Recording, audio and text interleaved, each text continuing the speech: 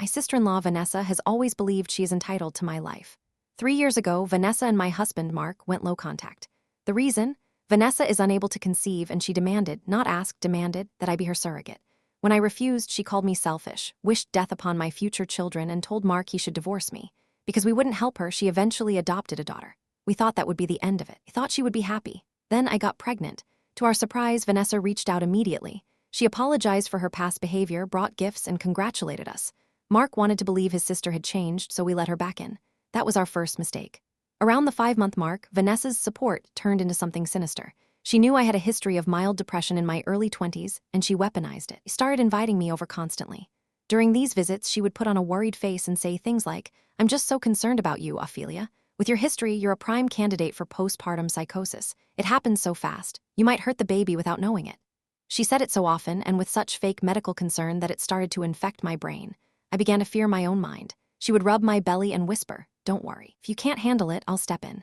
I'll fight for custody if I have to, just to keep this little one safe. You know I will take the baby if you snap." At the time, my hormones were raging, and I stupidly thought she was just a concerned, overprotective aunt. I didn't realize she was planting seeds of doubt so she could harvest my child later. I gave birth in October to a beautiful girl, Lily. Vanessa visited when Lily was 1 week old. She arrived with a basket of fruit for me, but nothing for the baby. "Oh, I didn't bring diapers or clothes," she said breezily. "I have all the baby stuff set up in a room at my house. Since you'll likely have an episode, Lily will be spending most of her time with me anyway. My house is her safe place." I was too exhausted to fight her. She picked up Lily and refused to let go. When Lily started crying and I reached for her, Vanessa swatted my hands away. "Oh, she's fine," Vanessa insisted, turning her back to me. "See, she prefers me. She knows you're unstable. She's so much more comfortable in my arms." That comment broke me. I already had postpartum depression, but Vanessa's mind games pushed me over the edge. After she left, I bawled for 2 hours, convinced I was a terrible mother and that my daughter genuinely hated me. I pulled away from everyone. I wouldn't let anyone hold Lily. I was spiraling. Thankfully, Mark noticed. He sat me down and said, "This isn't you, we need help." I checked myself into therapy, and that is where the fog lifted. As I recounted Vanessa's comments to my therapist, the threats of custody, the prediction of psychosis, the nursery in her house, my therapist stopped writing and looked at me. "Ophelia," she said, "this is not concern. This is a calculated manipulation campaign. She's trying to induce a breakdown so she can take your child." It hit me like a ton of bricks. I wasn't crazy, I was being hunted. With my therapist's help, I built a shiny steel spine. I documented everything. Last week, Vanessa texted me.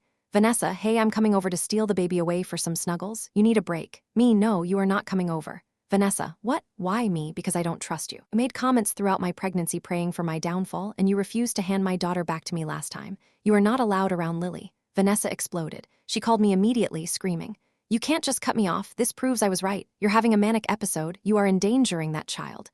Then she dropped the mask completely. "I am going to call CPS," she shrieked. "I will tell them you're unstable. I will fight Mark for custody so I can get my head on straight. That baby belongs with family, not a mental case." I hung up and blocked her. When Mark came home, I played the recording of the call. I have never seen my husband so angry. He realized his sister had been plotting to steal his child since before she was even born. He sent her one final text. "If you ever come near my wife or daughter again, I will get a restraining order. You are dead to us." He blocked her on everything. She's currently wailing to anyone who will listen that we are keeping her niece from her, but we don't care.